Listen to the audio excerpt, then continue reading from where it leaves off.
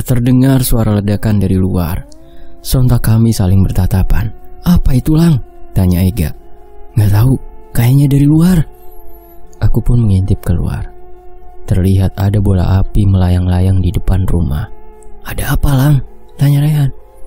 "Sini, lihat deh." Sahutku masih menatap bola api yang melayang di luar rumah. "Apaan itu?" tanya Ega. "Lu bisa lihat juga gak?" balasku. "Bisa, jelas banget." Tak lama kemudian muncul sosok siluman anjing yang berdiri sambil memegang bola api itu. "Wah!" Ega berteriak lalu melangkah mundur. Sementara aku dan Rehan masih menatap siluman anjing itu. Untuk apa lagi ia datang ke sini? Siluman anjing itu menghilang, menyisakan rasa takut yang mendalam di diri kami masing-masing, sehingga membuat suasana kamar begitu hening. Tak ada yang bersuara. Ini pertama kalinya gue lihat makhluk kayak gitu.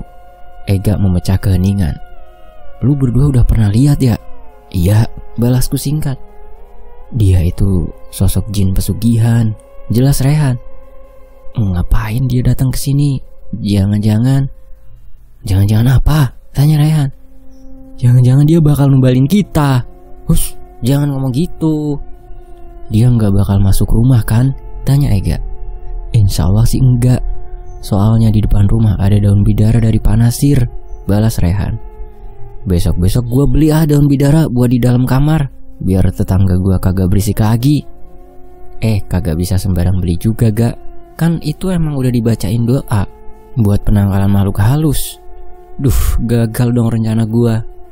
Malam ini pun dihabiskan dengan mengobrol di dalam kamar. Sekalipun ada di antara kami yang mau ke kamar mandi, pasti kami pergi bertiga. "Gak ada yang mau tidur di kasur?" tanya Ega.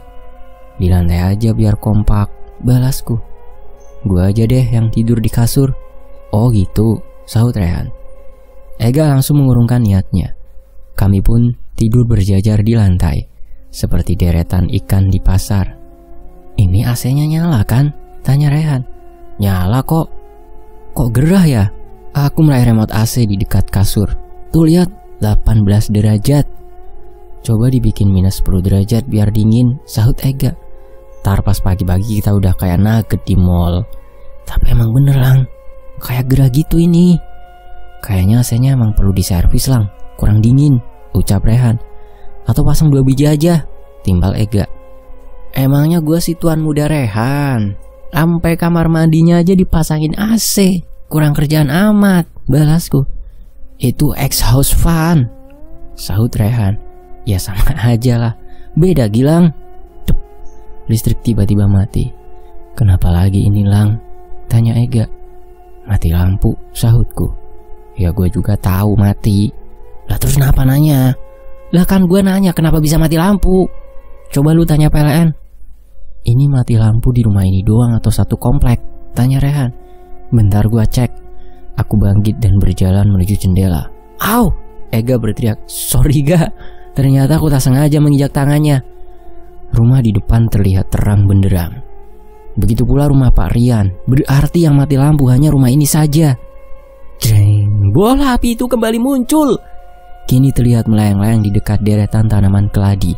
Sontak aku pun menutup jendela dan berkumpul kembali dengan Ega dan Rehan. "Yang mati cuman rumah ini doang," ucapku. "Mungkin ngejepret kali listriknya tuh," ucap Ega. "Kayaknya gak mungkin sih." "Gak cek keluar aja, coba," tanya Rehan. "Jangan," aku sedikit meninggikan suara. "Kenapa emangnya, Lang?" "Soalnya tadi gue lihat bola apinya masih ada di luar." "Astaga, ini kita bakal gelap-gelapan sampai pagi gitu," keluh Ega. "Kayaknya begitu." Lontang. Terdengar suara benda terjatuh di luar. Spontan aku berdiri dan mengunci pintu. "Kayaknya dia berhasil masuk ke dalam," ucapku. "Aduh," ucap Ega. "Baca doa aja, biar mereka gak bisa masuk ke sini," usul Rehan. Kami pun mulai merapal doa. Doa apapun yang terlintas di pikiran ini. Srek, srek. Terdengar suara langkah kaki. Tok, tok. Kini suara ketukan. "Lang," panggil seseorang dari luar. "Siapa itu, Lang?" tanya Ega. "Ibu." Sedetik kemudian terdengar suara riuh dari luar rumah. Suaranya orang-orang merintih kesakitan dan meminta tolong. "Berisik!" teriakku kencang. "Han, si Gilang kesurupan," ucap Ega. "Kagak, gue cuman kesel sama mereka. Kenapa sih ngikutin gue mulu? Capek banget rasanya." Teriakanku itu tak berdampak apapun. Suara-suara di luar masih terdengar. Ada cahaya memancar di sebelahku dari layar ponsel Rehan. "Ngapain lu, Han?" tanyaku. "Telepon bokap," balasnya. Tak berselang lama, Rehan kembali menatap layar ponselnya. Gak diangkat. Bukan, tapi gak ada sinyal. Hah, masa? Refleks aku mengecek ponsel. Benar, tidak ada sinyal. "Mereka bisa menyadap sinyal juga?" tanya Ega. "Gua gak ngerti dah," balasku. Tok tok. "Tolong ibu." Suara ibu kembali terdengar. "Ibu, Gilang mohon pergi bu, jangan ganggu." Suasana mendadak hening. "Kayaknya udah pada pergi," ucap Ega. Suara langit-langit kamar dikebrak kencang. Sontak kami pun berteriak, kaget. Terdengar suara tertawa kencang. Suara tertawa yang tidak asing di telingaku. Suara yang berasal dari siluman anjing itu. Suara yang membuat posisi duduk kami semakin berdempetan. "Gilang Febians!" Siluman anjing itu memanggil nama lengkapku. "Lang!" Ega meremas tanganku cukup kencang. "Cepat selamatkan ibumu." "Pergi, saya tidak takut sama kamu," teriakku. Siluman anjing itu malah tertawa. Namun tak lama kemudian suaranya menghilang. Listrik pun kembali menyala. "Tidur di rumah Rehan aja yuk," ajak Ega. "Kalian berdua aja, gua mau tetap di sini," ucapku. Rehan menatapku. "Gua juga mau di sini." "Ya udah, gua temenin kalian berdua," ucap Ega. Kami pun kembali mengambil posisi tidur. Kulihat ponsel, sudah pukul 2 pagi. "Lu berdua ngantuk gak?" tanya Ega. "Kagak," balasku dan Rehan bersamaan. "Sama nih gua juga," balas Ega. "Di rumah lu ada PlayStation gak, Lang?" "Ada di ruang tengah," balasku. "Ah, kagak jadi deh. Paksa tidur aja," sahut Rehan. "Lampunya bisa dimatiin gak?" pinta Ega. "Gua gak bisa tidur kalau lampu nyala." "Sebenarnya gua juga sama," ucap Rehan. Aku bangkit lalu mematikan lampu. "Jangan lupa baca doa," ucap Ega. Tok tok tok. Suara ketukan di pintu berhasil membangunkanku. "Lang?" panggil suara seseorang dari luar. "Siapa itu, Lang?" Ternyata Ega pun sudah bangun. Suaranya sih mirip sama kakak gua. Aku meraih ponsel yang diletakkan dekat bantal. Ternyata sudah jam 10 pagi. "Lang?" panggil suara itu lagi. "Kak Nasrul?" sahutku. "Iya," balasnya. Bergegas aku bangkit dan membuka pintu. "Kakak pulang gak bilang-bilang," ucapku. "Biar jadi kejutan," balas Kak Nasrul. Kak Nasrul," ucap Ega yang tiba-tiba ada di sampingku. "Wah, Ega lagi nginep di sini." "Bukan cuma aku aja, Kak. Tuh ada Rehan yang baik, masih tidur." "Ega," sahut Rehan. Udah bangun ternyata." Kak Nasrul pun tertawa. "Kakak berangkat jam berapa dari Bandung?" tanyaku. "Jam 7. "Oh, ngomong-ngomong pada habis ngapain?" tanya Kak Nasrul. "Tidur," balasku. "Ini kok lantainya kotor." Aku melangkah keluar, melihat lantai rumah yang kotor, penuh dengan lumpur. Bingung harus mencari alasan apa. Kemarin malam habis main bola di lapangan, terus langsung ke kamar mandi. Tapi Gilang malas ngepel, malah diem di kamar," ucap Ega. Alasannya memang membantu, tapi sekaligus menjatuhkanku. "Jangan malas-malesan gitulah, Lang. Katanya mau hidup mandiri. Hal si simpel ini aja kamu udah malas-malesan," omel Kak Nasrul. Aku melirik Ega. Ia sedang mengembangkan senyumnya. "Iya, Kak. Tak ada bantahan yang dapat kulontarkan." "Satu lagi, itu di depan rumah kenapa berantakan?" "Berantakan gimana? Sini." Kak Nasrul menarik tanganku sampai keluar. "Tuh lihat." Aku sangat terkejut saat melihat kondisi di luar rumah. Pot-pot tanaman keladi milik ibu hampir semuanya pecah. Beberapa tanaman keladi pun tergeletak di tanah. Selain itu, daun bidara pemberian Pak Nasir terlihat kering kerontang. Semua daunnya seperti meranggas dan berwarna coklat. Padahal kemarin masih sangat hijau. Kamu tahu kan, itu tanaman kesayangan ibu? Kak Nasrul sedikit meninggikan suara. Sementara mata ini terfokus pada keladi putih yang terlihat patah dan tergeletak di tanah. Iya kak, balasku lemas, sembari menahan kesedihan di dalam dada. Jangan iya-iya aja. Kamu harus bisa menjaga rumah baik-baik. Baru ditinggal ibu 2 minggu aja rumah udah berantakan kayak gini. Tapi ini bukan salah aku kak. Terus salah siapa? Aku menatap wajah Kak Nasrul. Jawab Lang. Iya salah aku, iya semuanya salah aku. Aku pun berlari ke kamar. Tak terasa air mata ini menetes. Kuseka air mata sebelum masuk ke kamar, lalu menutup pintu dengan kencang. Ada apa Lang? Tanya Rehan bingung. Tanaman bidara yang dikasih Pak Nasir itu mati. Hah? Seriusan? Iya, terus tanaman di depan rumah juga kayak ada yang ngacak-ngacak. Astagfirullah. Mana pas banget kakak lu datang lagi. Iya, gue yang jadi diomelin. Ponsel Rehan berbunyi. Bokap gua, ucap Rehan sebelum mengangkat telepon. Ada apa, Pak? Ia mengangkat telepon. Tak berselang lama, wajahnya berubah. Antara terkejut sekaligus sedih, ia pun menutup telepon. Ada apa, Han? Tanyaku. Bokap gua ngajak ke Bekasi, balasnya. Ke rumah Pak Nasir? Iya. Ada apa lagi pergi ke sana? Pak Nasir meninggal, Lang. Innalillahi wa inna ilaihi raji'un. Aku terduduk di balik pintu, lemas rasanya mendengar kabar tentang Pak Nasir. Gara-gara gua, Han, ucapku sembari menunduk. Tak lama air mata ini mengalir deras. Ujian macam apa ini ya Tuhan? Kesedihan ditinggal ibu masih belum hilang. Datang teror menakutkan dari siluman anjing dan kawanannya. Kini, di saat ada secerca harapan dengan kehadiran Pak Nasir, beliau malah pergi duluan. Sekarang apa yang harus kulakukan? Apa aku harus menuruti ucapan siluman anjing itu dengan datang ke tempatnya dan memohon agar ia melepaskan ibu? Ini bukan salah elu, Lang. Iya, Lang. Aku sadar Rehan dan Ega sudah ada di sampingku. Semua yang terjadi ini memang sudah suratan takdir dari Tuhan.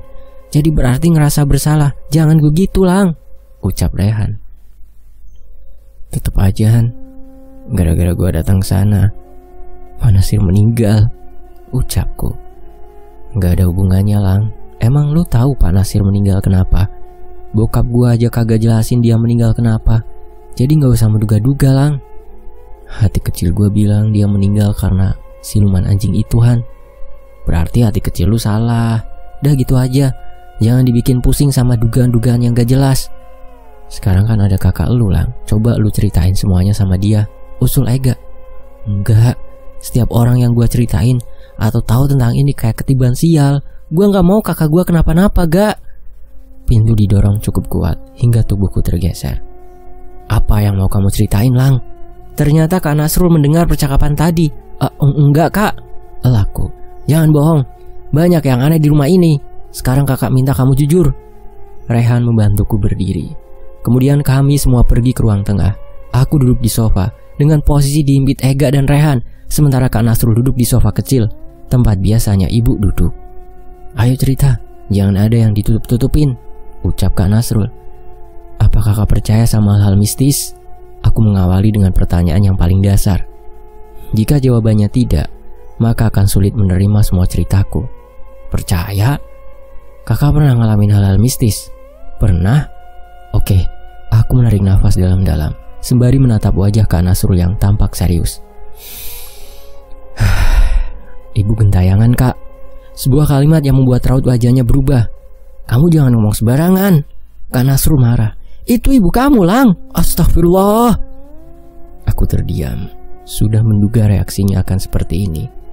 Kusenggol tubuh Rehan supaya ia ikut berbicara. Soalnya ia sangat pintar dalam mengolah kata. Iya, Kak Nasrul.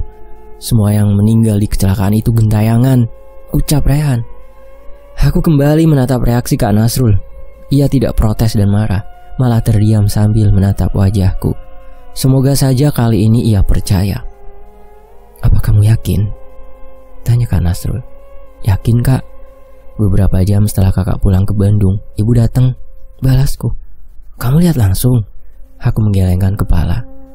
Cuman suaranya aja. Ya Allah Lang, bisa jadi itu jin yang menyamar. Mereka suka mencari-cari kesempatan buat nakutin kamu. Apalagi kamu sendirian di rumah. Tapi itu ibu Kak. Dari mana kamu yakin itu ibu?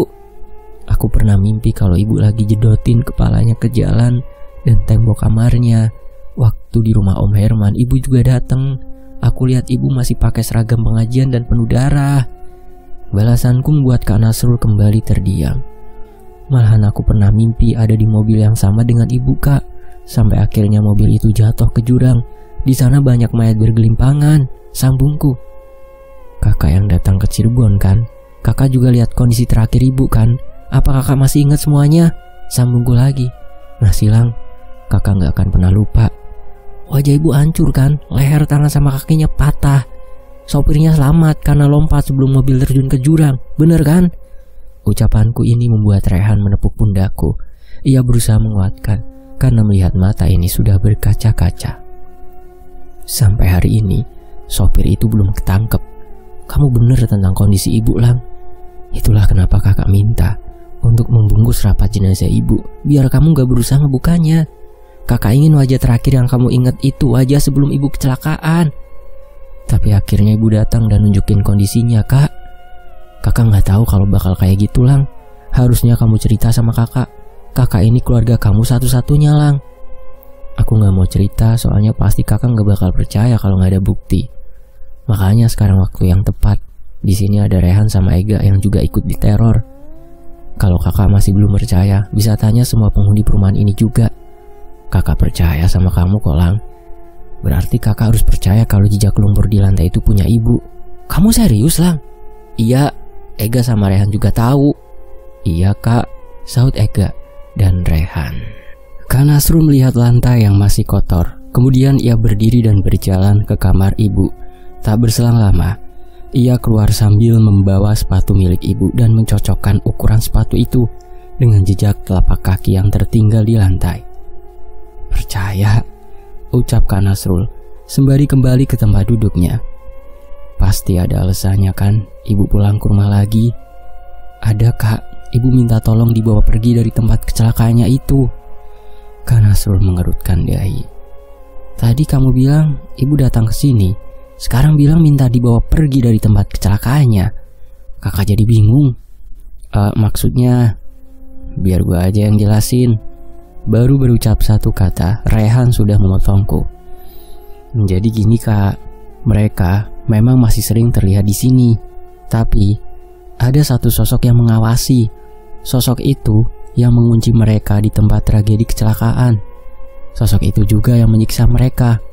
Kayak yang Gilang bilang kepala mereka dijedotin ke jalan. Kak Nasrul mengangguk sedikit. Sepertinya ia mengerti ucapan Rehan. Semacam pesugihan, ucapnya. Iya, sahutku penuh semangat. Astagfirullah. Kakak gak habis pikir ada yang pakai pesugihan di acara ziarah. Semoga pelakunya dikasih azab yang pedih. Kata Pak Nasir, itu pesugihan ziarah kubur Kak. Peserta ziarahnya dijadiin tumbal. Ucapku. Siapa Pak Nasir? Gurunya Om Fauzan. Tapi kenapa Lang? Beliau baru aja meninggal. Aku curiga kalau itu ulah jin pesugihan Kak. Innalillahi wa inna ilaihi raji'un. Separah itu ya, sampai bisa bikin orang meninggal? Iya Kak, malahan aku juga hampir dibikin kecelakaan kemarin. Hah? Kecelakaan? Kakak inget pas terakhir kali nelpon? Nah itu aku lagi di pinggir jalan habis kecelakaan. Ya Allah Lang, kenapa gak cerita sih? Kondisinya gak begitu parah Kak. Terus ada Ega sama Rehan juga yang bantu. Tetap aja Lang, kamu harusnya ngasih tahu kakak. Iya Kak, maaf. Kak Nasrul masih penasaran yang dibilang Rehan. Sosok itu kayak apa? Apa kalian pernah lihat juga? Siluman anjing Kak. Semalam kita bertiga lihat. Dia ada di depan rumah bawa bola api. Habis itu gedor-gedor atap kamar aku. Apa dia bilang sesuatu? Dia manggil nama aku sama minta aku pergi ke tempatnya. Jangan, itu udah pasti jebakan. Iya Kak. Din, terdengar suara klakson di luar rumah. Itu kayaknya bokap gua Lang, ucap Rehan. Lu mau ke Bekasi sekarang? Tanyaku. Iya Lang. Kami pun pergi keluar. Om Fauzan sudah menunggu di depan. "Om," aku menyapanya, lalu mengucapkan bela sungkawa. "Lu kagak ikut, Lang?" tanya Rehan. "Gua nitip salam aja. Semoga keluarga yang ditinggalkan diberi ketabahan." "Oke, Lang." Rehan masuk ke dalam mobil. Tak lama kemudian, mobil pun pergi. "Gua juga balik ya," ucap Ega. Aku sampai lupa kalau ada Ega. "Hah, jalan kaki?" "Iya, olahraga pagi." "Ini udah jam 11, Ega." "Oh, olahraga siang berarti. Dah, gua balik dulu, Lang." "Oke, Ga." Kini hanya tinggal aku dan Kak Nasrul aja. "Sekarang kita ngapain?" tanyanya. "Beres-beres rumah, Kak." "Oke." Kami pun membersihkan rumah. Aku kebagian mengepel lantai, sementara Kak Nasrul membersihkan halaman depan. Setelah itu ia masuk ke kamar ibu. "Kakak lagi ngapain?" Aku melihat Kak Nasrul sedang merapikan kasur. "Kakak mau tidur di sini aja." "Yakin, Kak?" "Iya." Waktu berlalu begitu cepat, tak terasa sudah memasuki waktu asar.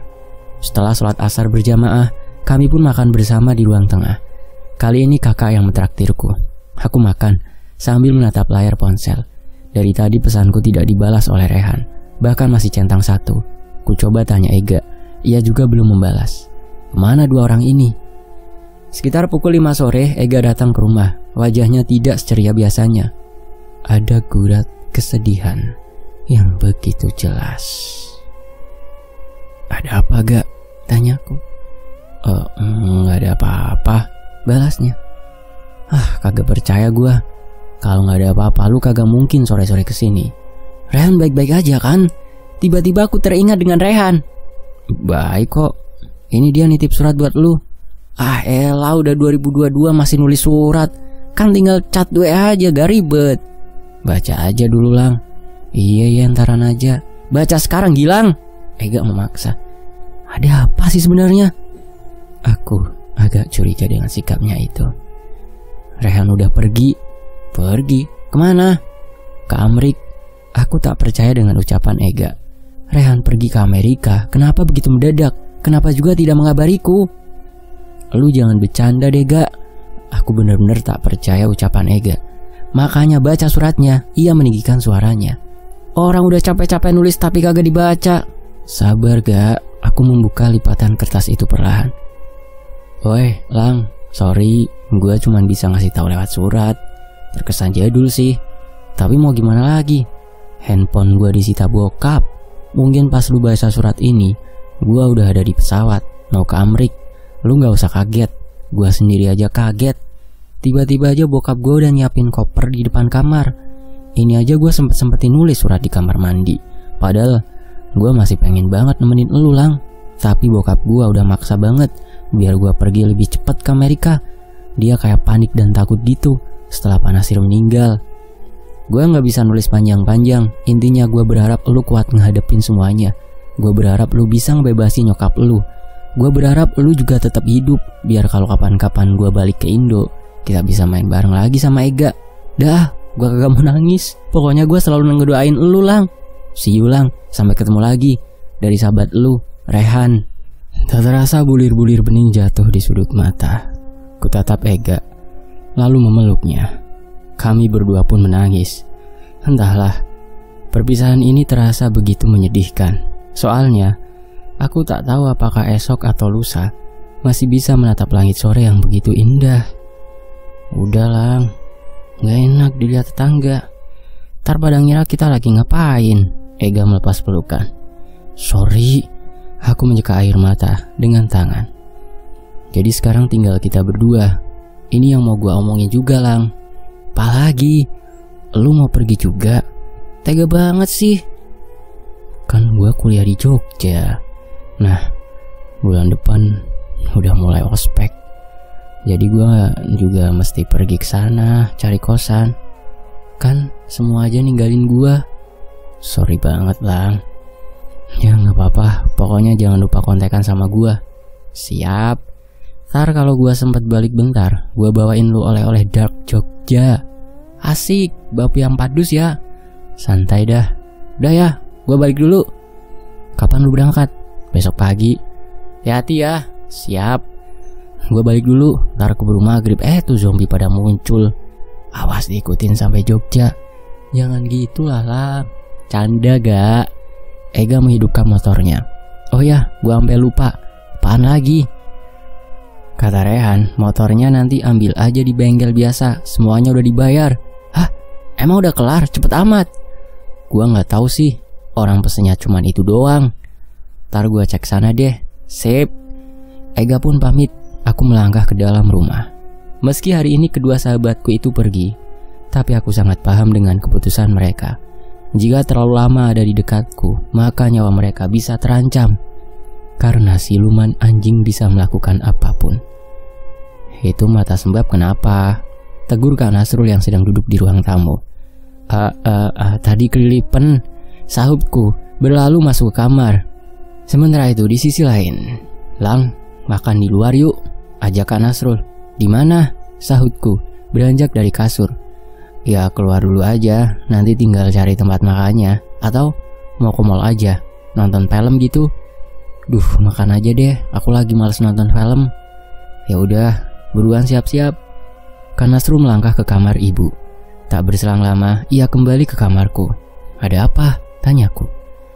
Kunci mobil kok nggak ada ya? Tuh, aku menunjuk kunci di atas meja belajar. Lah, kirain gak mau pakai mobil, ternyata pakai juga. Terpaksa kak. Kak Nasrul mengambil kunci itu, kemudian berjalan ke garasi. Kak! Teriakku sambil berlari mengejarnya. Baru ingat kalau mobil belum dibersihkan. Kak Nasrul menoleh. Kenapa? Coba kakak buka pintu mobilnya. Ia pun membuka pintu. Bau banget. Nah itu. Kamu pakai buat apa sampai bau begitu? Aku gak pakai mobil kak. Lah terus kenapa bisa bau gini? Kakak gak sadar ada satu anggota keluarga lain yang hilang. Siapa? Kak Nasrul melangkah menjauhi mobil. Coba kakak inget-inget lagi. Bilang aja langsung Lang. Perut kakak udah mual, males mikir. Samson. Ah iya, kemana tuh kucing? Itu bau bangkai Samson kak. Lagi-lagi kamu gak bilang. Lupa aku kak. Terus jadinya gimana ini? Bentar. Aku berlari ke kamar, mengambil beberapa masker. Pakai masker double aja, terus ntar mobilnya di steam aja, usulku. Ada yang deket sini nggak? Ada. Oke lah. Kami pun berangkat ke tempat cuci mobil. Beruntung tidak ada antrian, jadi mobil bisa segera dicuci. Kok bisa Samson mati di mobil? Kamu nggak lihat dia masuk mobil emang? Ucap Kak Nasrul. Aku juga bingung kak. Mobil kan selalu dikunci, nggak pernah aku pakai. Ada-ada aja. Kamu emang gak denger si Samson meong-meong gitu? Aku lagi gak di rumah kak. Kasian, pasti mati kelaparan atau kepanasan. Kalau dilihat bangkainya sih aneh kak. Badannya gak kaku, tapi lembek gitu. Terus banyak belatungnya. Emang kamu pergi berapa lama? 3 hari. Hah, pantesan. Tapi Samson dititip ke Parian. Kata Parian si Samson hilang dari belum sehari. Jadi emang matinya itu aneh. Jadi maksud kamu ini ada hubungannya sama jin pesugihan itu? Yap, kakak bener. Kalau gitu harus cepet-cepet cari ustadz yang ngerti masalah beginian, biar gak ada korban lagi. Pak Nasir itu ustadz kak, baru niat mau nolongin, udah meninggal. Itulah kenapa tadi aku gak mau cerita sama kakak. Takut nanti kakak jadi incaran itu siluman juga. Gak apa-apa Lang, masa kakak biarin kamu berjuang sendirian? Terus sekarang kita makan di mana? Aku mengalihkan topik, tak mau terus membahas tentang siluman anjing itu. Ke mall aja deh, lebih banyak pilihan. Sekitar 15 menit kemudian, mobil sudah selesai dicuci. Bau bangkai yang menyengat pun menghilang. Kak Nasrul mengarahkan mobil ke salah satu mall di Jakarta Timur. Ujung-ujungnya ke PGC, protesku. Bosan rasanya pergi ke mall ini. Lah tadi ditanya mau ke mall mana malah jawab terserah, kayak cewek aja, saut Kak Nasrul sembari memarkirkan mobil. Sekarang kakak tanya, mau makan apa? Awas aja bilang terserah. Hokpen. Nah gitu. Setelah makan, Kak Nasrul mengajakku berbelanja kebutuhan di rumah. Soalnya kulkas sudah benar-benar kosong. Lang, kakak boleh nanya sesuatu lagi? Ucap Kak Nasrul sambil mendorong troli melewati jalan antara etalase makanan ringan. Tentang apa kak? Aku sedikit curiga kalau pertanyaannya tentang pesugihan itu. Apa Pak Nasir tahu siapa pelaku pesugihannya? Kan dugaanku benar. Tahu, balasku singkat. Siapa? Kakak gak akan kenal. Ya siapa? Belum juga dijawab udah bilang gak kenal. Kan Nasrul agak kesal. Haji Rofi. Hah? Haji Rofi? Tuh kan gak kenal. Kakak kenal Lang, cuma gak nyangka kalau dia pelakunya. Padahal waktu di rumah sakit dia yang bantu masalah administrasi loh. Sampai ambulan aja dia yang bayar. Bersambung, nantikan bagian berikutnya hanya di Fakta Sejarah. Terima kasih sudah menyimak di sini. Terima kasih juga untuk Bang Ramdan Nahdi. Saya pamit, wassalamualaikum warahmatullahi wabarakatuh. Sampai jumpa. Tetap di Fakta Sejarah. Alhamdulillah.